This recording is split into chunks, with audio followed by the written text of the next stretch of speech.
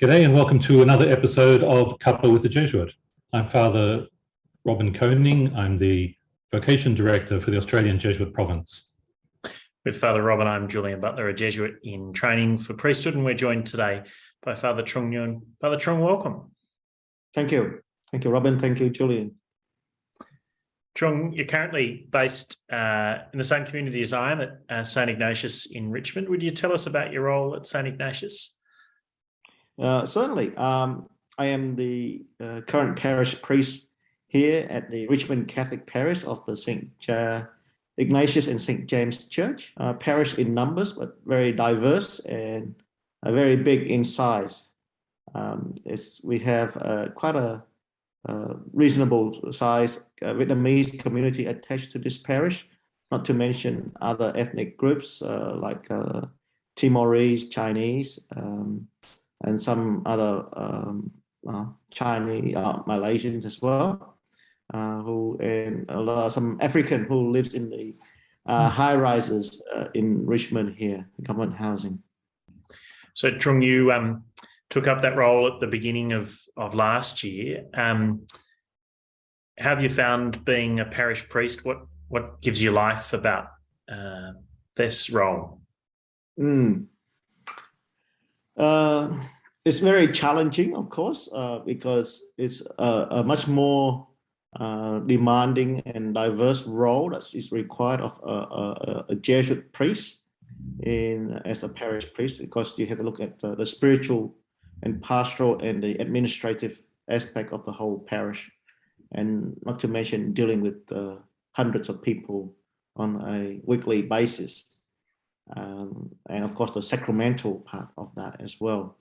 There's a lot of demands because I live right next door to the Epworth Hospital, so every now and then I get a call to go anoint someone who is dying.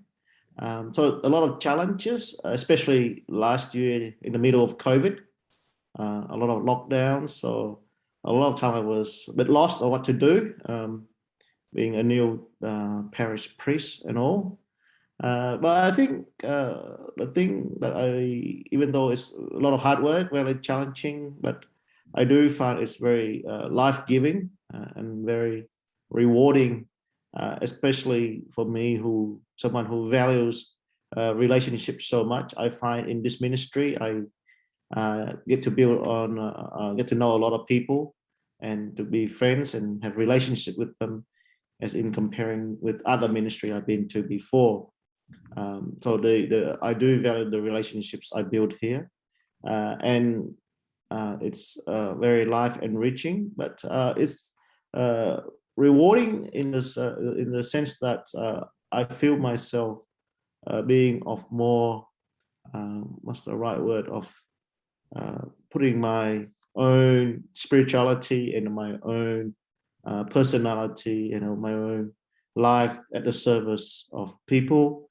And I can see the changes in their lives through my interaction with them, and I can see that I am of service in a very practical sense to many people. And I think that's what I like so much about this ministry, is about the relationship I get to build with the people around me. Well, you mentioned one of the challenges is you're in a Jesuit parish, of course, as a Jesuit, and apart from the usual work which happens in any parishes, lots of sacramental work, pastoral work, and hospital visits, as you said. What are some of the things you'd see as being distinctive of a Jesuit parish, or that we might aspire to in Jesuit parishes that might bring a Jesuit flavour to the parish? Well, I don't know it's about distinctive, but it's certainly very different from a diocesan parish, is that it's the community life and the network of support that I do get from my Jesuit brothers.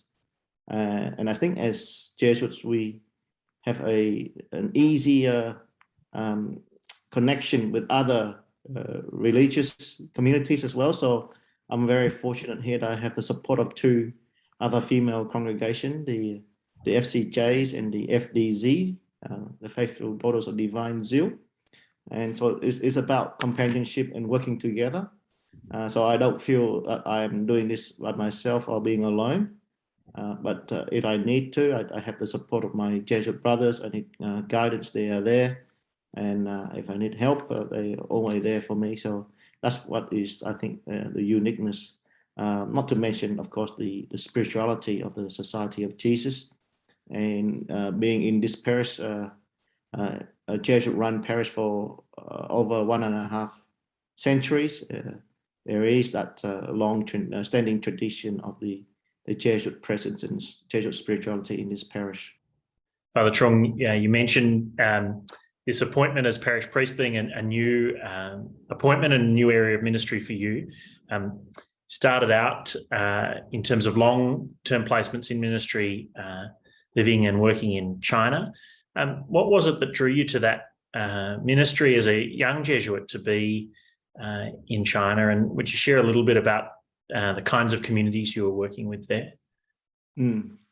Well, as a someone who just took vows in 2003, there was that call from the Society of Jesus that China is a priority of priorities.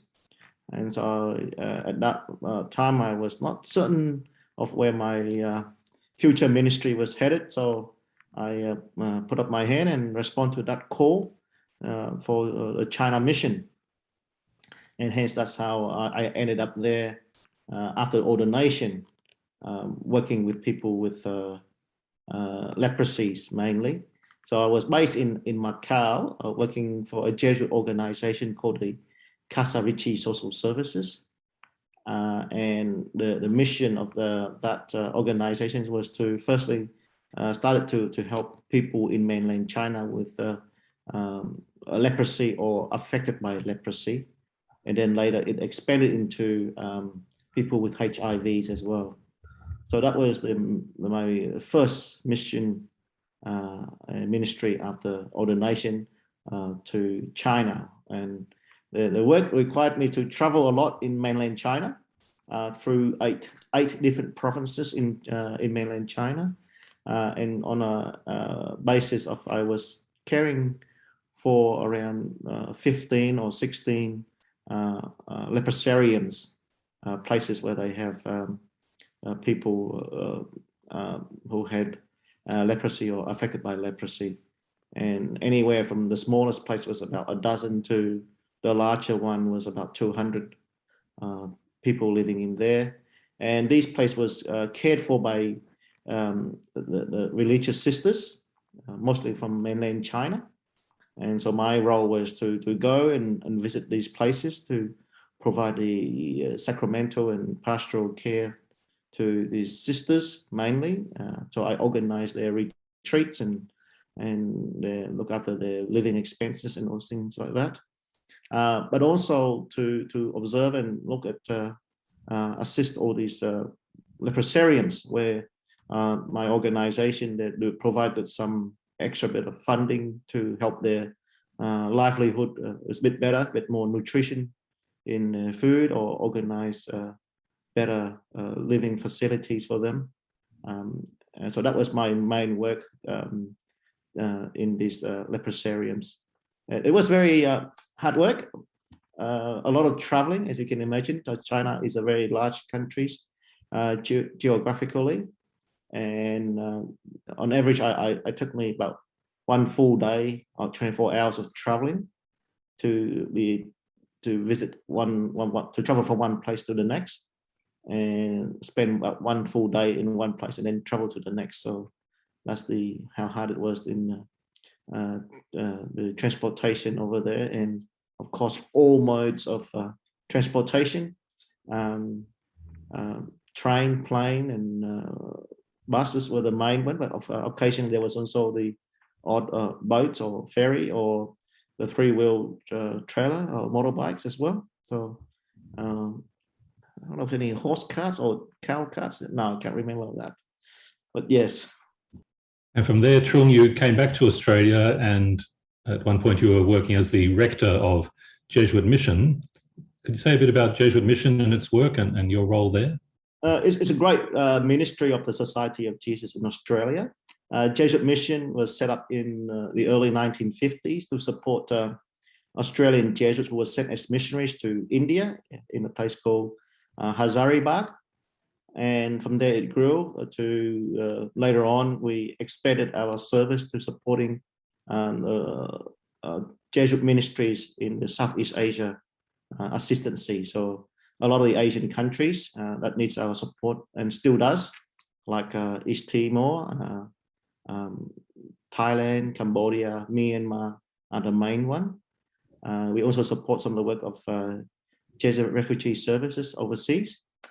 So I was sent there as a rector in 2016. I must admit, I was very lost and confused at the beginning. As you can see, it's a very different ministry from being active with people and being more pastoral and providing the sacraments to, I would say, mostly based in Australia. Trung, would you share with us what it was that made you consider joining the Jesuits in the first place? What your journey was from being a young man to sort of coming to be a Jesuit and having all those experiences that you've shared with us? Well, I suppose growing up in Australia, I had my family knew some Vietnamese Jesuits from Adelaide, and in particular one who passed away 10 years ago is Fr Gus Thu. So he was when we were in the Vietnamese Catholic community in Poraka in Adelaide, Fr Thu was our chaplain as such. So we were very close friends with my family. But I think that wasn't the reason why I joined the Jesuits. That's the reason I got to know about the Jesuits, but in name only. I didn't know anything else about the Jesuits. But when I heard the call and trying to discern my vocation, where to go and what to do, I did not know. So I just went and did some study and trying to discern at the same time.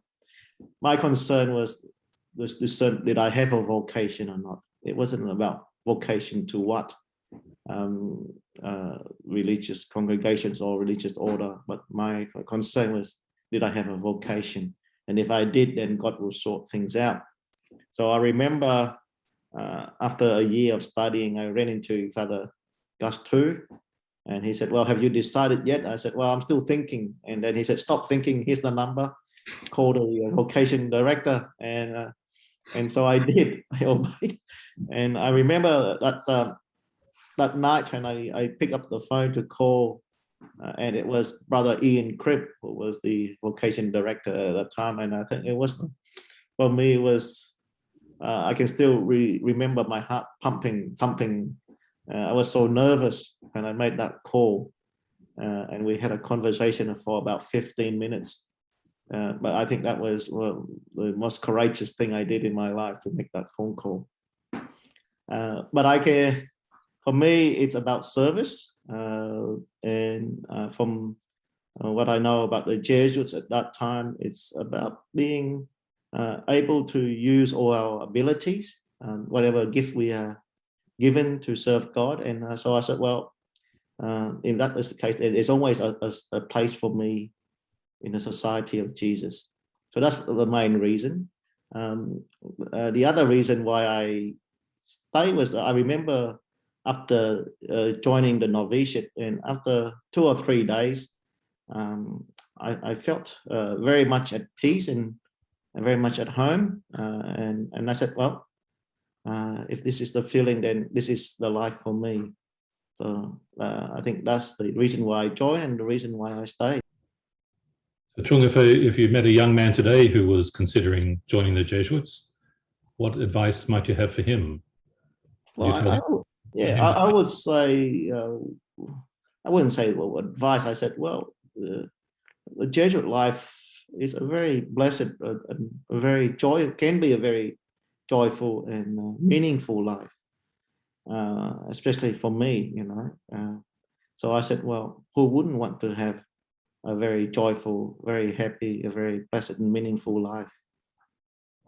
That's what I would say.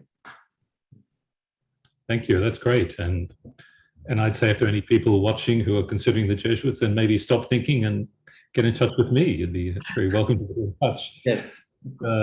Well, thank you for your time today and sharing those rich experiences and something of your story. Thank you. Thank you, Robert. Thank you, Julian.